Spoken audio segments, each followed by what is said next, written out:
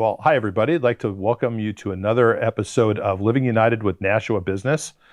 You know, the premise for this show is talking with local businesses from the greater Nashua community about what they do, a little bit looking underneath the hood. And today you're going to understand why that term is particularly poignant. But we'd like to talk with businesses about their history, what sort of customers they work with, and also in particular how they're getting involved in the community. I always like to get to that. What's the business proposition for giving back? So everybody you see on the show is going to be a business that's heavily involved also in giving back to the community. I'm super excited to have with me today two of my friends who I've known for a very long time, our friends from Merrimack Auto Center, Chad Tanguay and Brooke Griffin, third generation owners of Merrimack Auto Center. So welcome to the show, guys. Thank you. Thank you for having us. Absolutely. Now, let's just start out with a little bit of the history, if you don't mind. Merrimack Auto Center was started by your dad. Is that right, Chad? Started by my dad. Actually, it was a Philip 66 station in 1972 that he started. And in 1977, we became Merrimack Auto Center. Okay. And where were you back then? So right near, I'll give it another business, S&J Motors. A lot of people know they've been in business for a long time, right in Merrimack. There's a Dunkin' Donuts there now, conveniently. My dad actually loves Dunkin' Donuts, so it's kind of funny that a Dunkin' Donuts moved in there. But so we were there from 77 to 94, and then we moved to our current location on 9 Webb Drive. Okay, and Webb Drive, I know where the location, a little bit set back. Yes, it's the same thing. I usually, if I'm giving directions to people, I say you get off at exit 10, Anheuser-Busch is directly in front of you, and you take a right and head toward Nashua. We're about a half mile up. Or if you go past the Big One ice cream, we're about a mile past that on the left. So we're right on that Nashua Merrimack line. Yeah. So right there. So Webb Drive, FW Webb used to be down there. So a lot of people know that too that have been in the area for a while. I always tell people it's up in the general vicinity of the Y. Same thing. Absolutely. So so your dad started the business, and when is he still actively involved in the business? He is not. Nope, he's not. I mean, it's great. He was at my shop today. He definitely comes in, and it's great. Let's be honest, is that really great? It's great. It's great because I can't tell you how many times a customer has been in the shop asking, how's your dad doing? And I'll be like, well, you're going to find out in about 2 minutes. And my dad walks through the door, and he just sees, a customer that had been going to him for 20 years before. And it really is wonderful to see. And it brings my dad up to know that customers are still coming after I've owned the business for 18. This is my 19th year owning the business. So it's always great. I love that. It was funny. I was talking with I don't know. You probably know Charlie Hall. Oh yes. So Charlie and I were talking about his dad, Phil, who of course it was started by his granddad, but Phil was the owner for many years, and when he retired, he had a really hard time retiring. I was talking with Charlie, and he's like, my dad, he's at the office every single day. Nobody knows what he does, but he just hangs out. Can't go away. Right. So my dad, when he retired, he ended up. I actually opened up my Nashua facility in 2012. As we were probably going to get to that point. So when I opened that up, I went to Nashua, and I called my dad and said, hey, how would you like to come back and run the Merrimack shop for a couple of years while I, get the Nashua store up and running?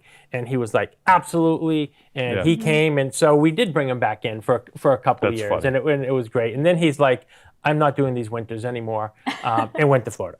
That's great. Yeah, it was fun. Well, I love the Nashua store. It's a 5-minute walk for me at United Way, so it's super convenient. I can drop off my car, you can take care of it, and walk back in the afternoon. And that one's right off of exit 7, just 7 East, right there. So very good. And so it's been a bunch of years, and if there's one there's of course been change in every industry over the past couple of decades. And if I think of something like the automotive industry, it used to be I could pop the hood on my car and I actually kind of had a clue as to what was there. You could sit inside of the engine compartment. Like there's that much room when I started working on the car. I mean, I even understood what some of the wires were for, but not anymore. No. So what is it that's, driving the changes? What are some of the changes you've seen that are some of the most significant ones these days with automotive repair? I mean, it's not every day that somebody walks in with a 30-year-old car, right? Yeah, no, definitely the electronics. Yeah. Back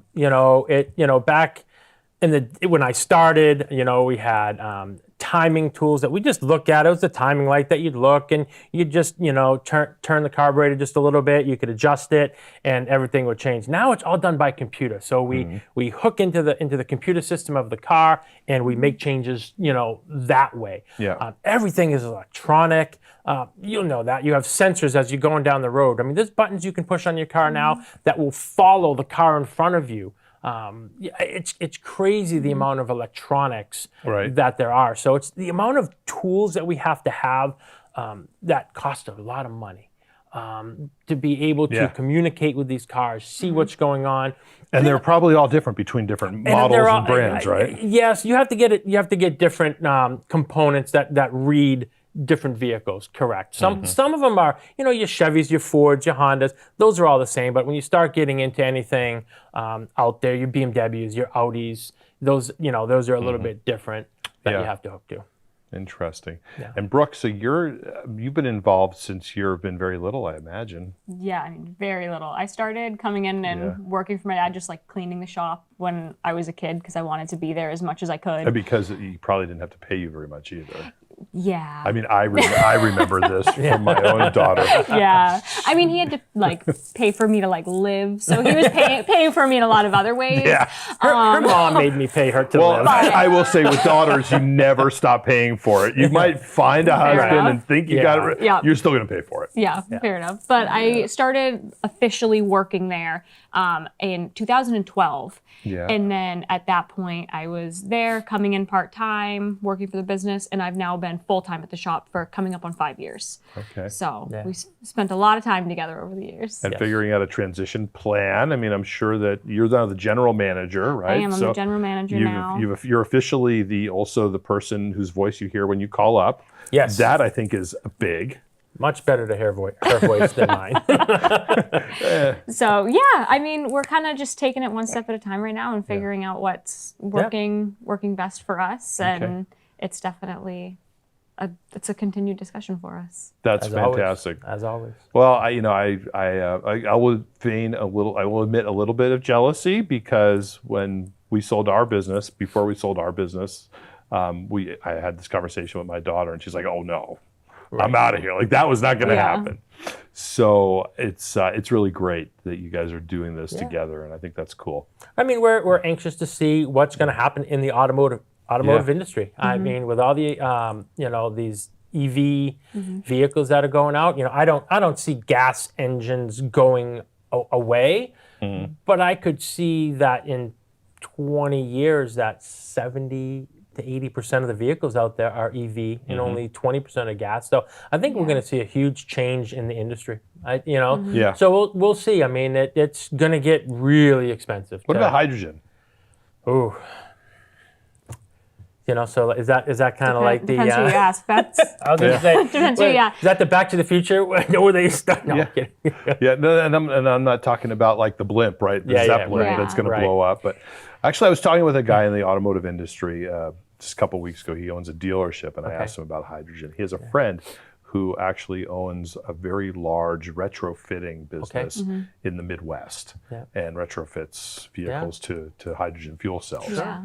But it seems like a great idea, except you got to have an infrastructure to fuel these things. Right now, I feel like it sounds like, from people that I've talked to, it sounds like the engineers are like on board with it. They think it's the way to go, and a lot of the boots on the ground are not positive yet. Yeah. So we'll see how it goes. Well, it'll be an interesting curveball. But the vehicle itself, cars are not going away. Definitely not. Definitely not. No, we'd be a lot healthier if they did, most likely, and because we'd be doing a lot more walking. But definitely, they're not going anywhere. Yeah. And that's the one part of our business that is, even through COVID and everything. We were an essential business. We have to still get the doctors to the hospitals, the nurses to the hospitals, the fire, so we did, definitely slow down. I mean, millions and millions of miles are not being driven during COVID. So it definitely tapered down, but we were able to stay in business and stay running, keep all of our employees, which was awesome. Matter of fact, we even hired through COVID. So that's fantastic. We stayed on. So now, one of the things I know you guys do a lot of is working with fleets. Yes. So how would you? But a fleet is sort of a generic term. What would you describe to somebody who's listening, watching the show? Maybe like, how would they know if they even have a fleet? What's a fleet? Yeah. So a fleet is, to me, what we establish as a fleet is when you have a bunch of company vehicles. I'll use like Amazon. Amazon has a fleet. The driver of the vehicle doesn't own the Amazon vehicle. So he owns his own vehicle, he drives in, gets into a vehicle that is owned by Amazon and drives it. Business accounts are more so you own a company and you give out vehicles to your employees that they drive all the time. It's their vehicle. So that's kind of like a business account. Right. And then the other part of a business that we like to do is when, someplace like a BAE, a Fidelity, an Anheuser-Busch, when we say we have business accounts, is we offer discounts to said companies, and that would be another form of business. But fleet is more of, somebody like Charlie. They have 50 vehicles. Somebody like JP Pest, they have a couple hundred vehicles. Those are fleets. Those are 50, 75, 100, 200 vehicle fleets. Okay. Which are excellent to get. So I know one of the things that we've talked about over the years, which I find particularly innovative, is with not your fleet accounts, maybe a little bit, but with your normal business accounts where say like a BAE, the employee they can bring their car to you, you can shuttle them back to work, you can pick them up later. It just makes for such a convenience factor. Do you do that for both of your locations? Yes. Well, we have two, it's kind of weird, but we have two shuttle drivers in Merrimack, just because it's a little bit bigger facility and we have a lot more shuttling. But we do have a shuttle vehicle in Nashua. And the driver for there actually goes to Mexico for 3 months. So we do have 9 months out of the year a full driver that's there all the time. But the shuttle service is great. Customers really take advantage of that because, when you got to bring your car somewhere and you're like, hey, Sarah, Joe, can you give me a ride? Can you pick me up at the and people will do it for you, but a lot of times it is a little bit of an inconvenience. Sure. So when they don't have to ask for that and they just bring the car in and say, hey, I work at, again, I'll use BAE because they're right down the road from us, or wherever. I work at United Way. And, absolutely, do you need a ride to work? We give them a ride. We call them up when it's done. We go pick them up. So it's very convenient. Yeah, we have it on the other side too, where we have people that work third shift and they come in right off work, come drop their car off, we drive them home, they go sleep. That's a great idea. And their idea. car's done again by the time they're ready to go back to work again. Nice. And so the shuttle is awesome for those people as well, because the times that they need rides, their family and friends are in work. So it kind of takes some stress off of them and allows that schedule to work. Well, they're always trying to get me to use the shuttle when I drop things off in Nashua. I'm like, no, like the 5 minutes, I'm not quite there yet, my age, that I can't do that. The walk is good for me. It really is. I get in my steps for that, that one day. Right. So we do have the waiting room in Merrimack also. That, and in Nashua. And in Nashua. The Merrimack one's a little bit bigger, a little bit more to the side. It's off to the side, where the Nashua one, unfortunately, I can only do what I can do in the space. And you got dogs in Merrimack. And we have the dogs in Merrimack. Most days. They weren't there today. But most days, yes, we have either my two dogs, or sometimes Brooke will bring in her dog. Oh, you bring your dog now too? I do. Yes. Yeah, he's either with me at the shop or goes to daycare because he's spoiled. And it's fun when customers walk in and we're like, do you have an appointment? They're like, no, just saying hi to the dogs. They come in, they say hi to the dogs, and then they leave, and we're like, I love that. It's like, okay. They'll bring them a treat. Well, we used to bring our dogs to the store too. We had people that came by just for the dogs. Also, I'm like, are you going to buy something here? No. I'm like, I like coffee, donuts, something. They're like, you're fine. So it's always nice. People love. They just like that when they come in. There's just that we really try to put out that atmosphere.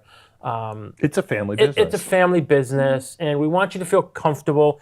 We really, being a dad of two very strong, independent daughters, a wife who's very, I want females to be able to walk in and feel comfortable, never talk down to them, explain to them. I find that they ask the most questions. Yeah. I think that when it comes to men, they're like, if you try to explain something to them, they don't want to tell you that they don't understand because they're a guy, they should understand a car. That's not the case.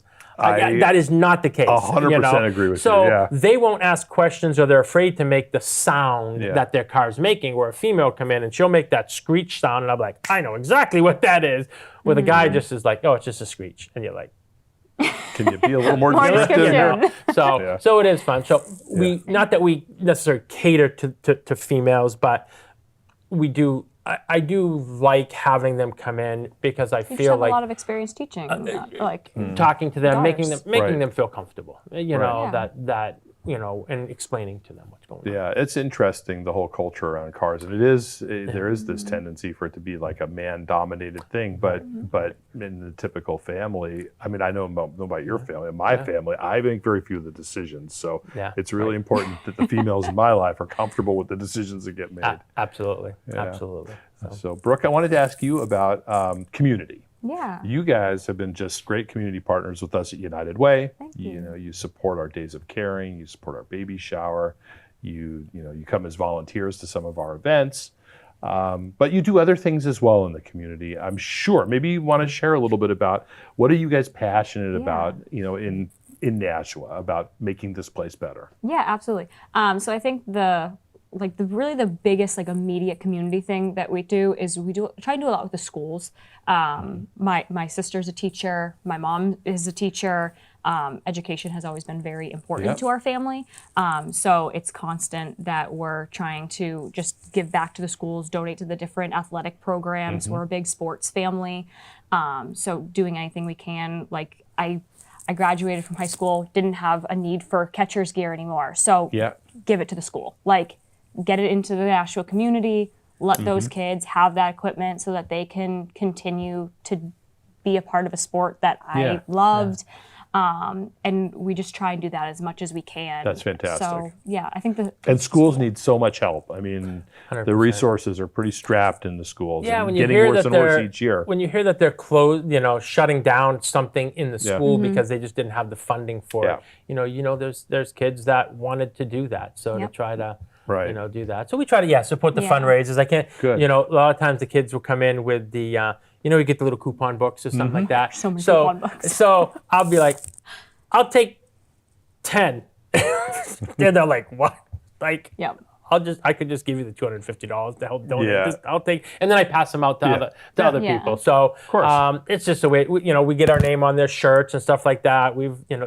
So different stuff like that is always good. Okay. Yeah, that's one of them. Good. So you do stuff in the schools. Yeah. The other one that I'm a part of that he is kind enough to fund for me. Well, that's good too. Is the 100 Women Who Care. Lovely, wonderful. So I'm a part of that organization, which is awesome. So we meet 4 times a year, and we get together, have 3 different charities come in and present to the group, and then we vote on which charity gets the $10,000 check, and the other 2 charities that are there, they split the remainder of the contributed donations, which typically ends up being at least $1,000 per organization. A lot of times it's more than that, but it's usually at least that. And that's been absolutely awesome. It's been a great way to learn about some different charities that are around, and different organizations. Yeah, I know, like Marguerite's Place has been a big recipient there. Yeah, absolutely. So that's been really cool and really educational for me and for our business to hear about these different. And also there are a lot of really, really great women in that group. I know a lot of them. And a lot of very strong women. Honestly, it's a very well-connected group. So I think that's exciting for you to be part of that. Yeah. And that was a big thing for me. I have, my dad had all the people that he knew, and then I created my relationships and stuff like that. And it was one of those things that, for Brooke to create her own, and obviously that's not a group that I was part of. Right. No. I do care, but I'm not 100 women who care. so it was a great way for her to get involved with something and establish those relationships. Fantastic. Yeah, it's been really cool. There's some really incredible people that are a part of that organization. So definitely have very good. been very happy to And we try to do stuff for the Nashua Children's Home. We work on their vehicles and give them discounts and try to try to help them out. Also grow Nashua. Sure. We try to help them out.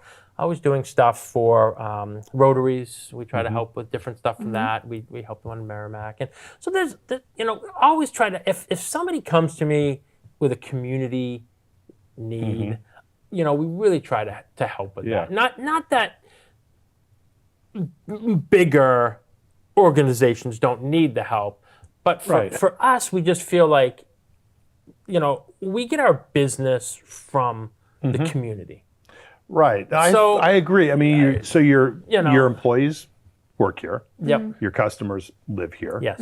You live here. I mean, I agree with that. I mean, and I feel personally the same way. I mean, there are organizations that we support, my wife and I support, that maybe aren't in our community, but our passion is really our friends and neighbors and those around us. Right. Absolutely. Absolutely. It's good. So what is next for Merrimack Auto Center?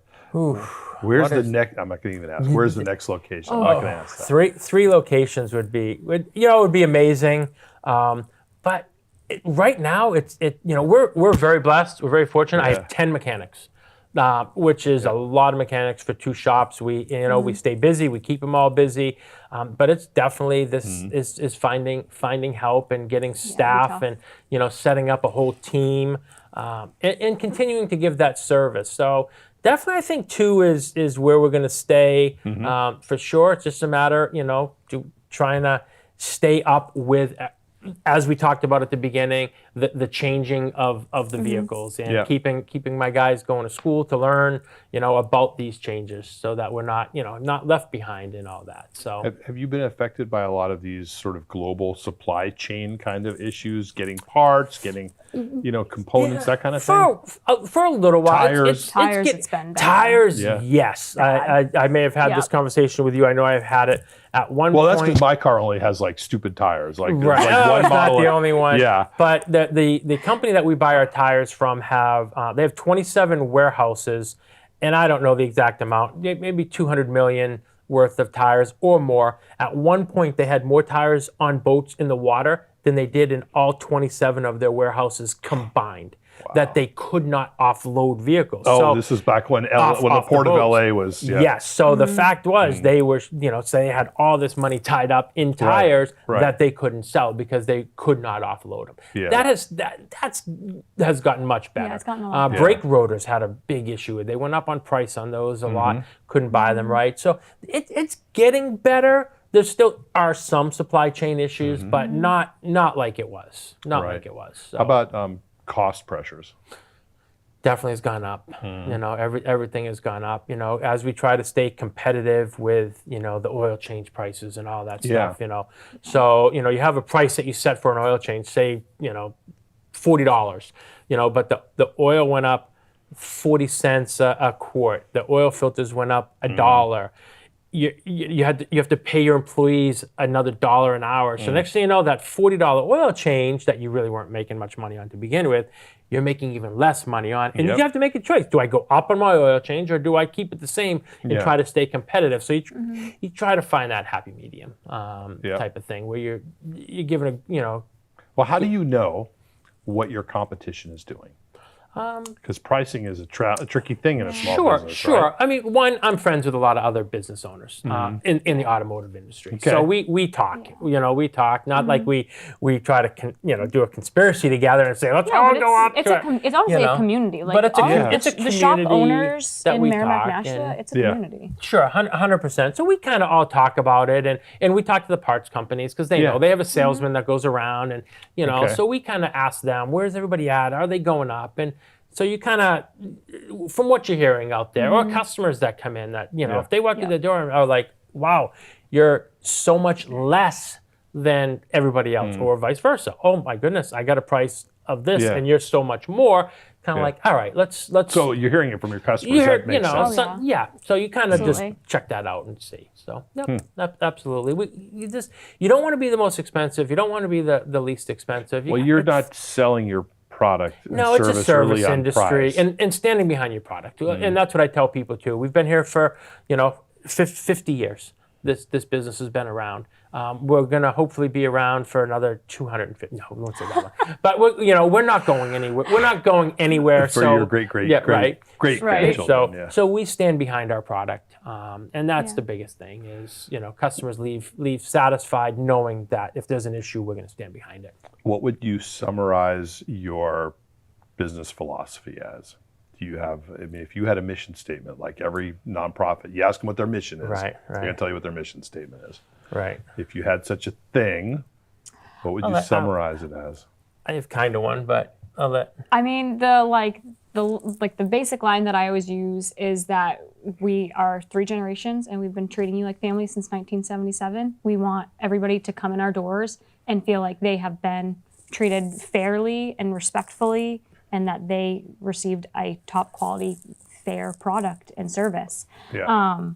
So that's really it for me, family and quality. Yeah, I mean, I would say, if I was going to say, well, when I send somebody over to Brooke and Chad, I'm going to say, you're going to get honesty. You might not love what you hear, but you're going to get honesty. That's fair. They're going to care about your safety. This Absolutely. is why I send my family to you, because I know you're going to tell my stupid daughter that she needs to fix her car, and she'll listen to you, and she won't listen to me. She'll listen to you, though. Right. So isn't that the way, though? My wife says that all the time. Someone can tell me something, I'm like, and then somebody else tells it, I'm like, oh, okay. And she's like, I just said the same thing. It's always you're a hired gun, man. You're a consultant. So yes, we do get that from customers, that type of stuff. So, but excellent. Yeah, but honesty, work, just being honest. That's fantastic. Is huge. So, well, guys, I told you it was going to go by fast, and we are out of time. But I do have a gift for you, and of course, this is the colors are not meant to imply gender. However,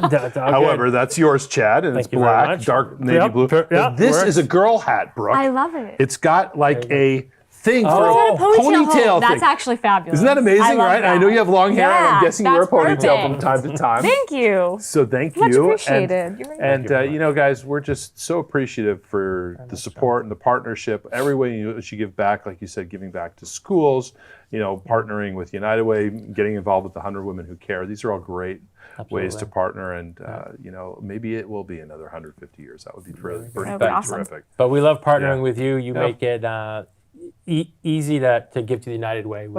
Thank you. So we appreciate you. Thank you. I appreciate that. So thanks. So you've been listening to another episode of the United Way Show, Living United with Nashua Business. I hope you've enjoyed this, listening to our friends from Merrimack Auto Center. We'll be back in a couple weeks with another episode. Thank you very much.